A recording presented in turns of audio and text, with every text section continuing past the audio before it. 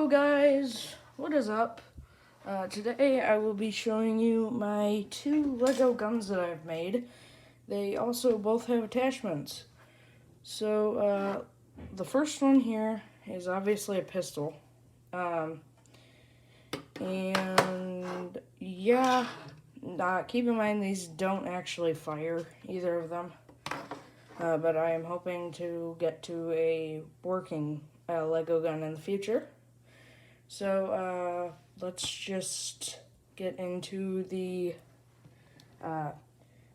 attachments with the drum magazine for this. And basically there's a pin system where a pin, so the drum magazine goes in, and then a pin goes through and holds the drum magazine up. So yeah, drum mag.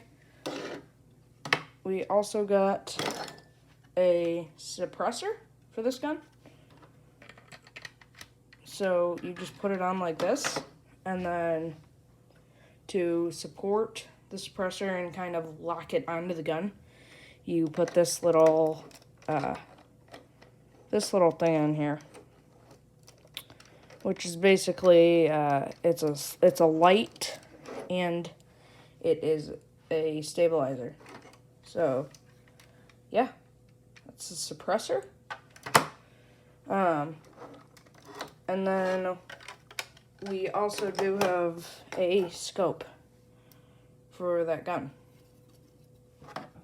So this one simply just goes right on there. And yeah. So I'll catch you guys with the next gun. Alright, so this is the next gun. It kind of reminds me of an Uzi, or sort of like a small SMG or tiny assault rifle. Yeah, this is the magazine for this gun. It also uses the pin system, and it just goes right up here, and then this little pin, and there we go. So, magazine. We got a grip for the front.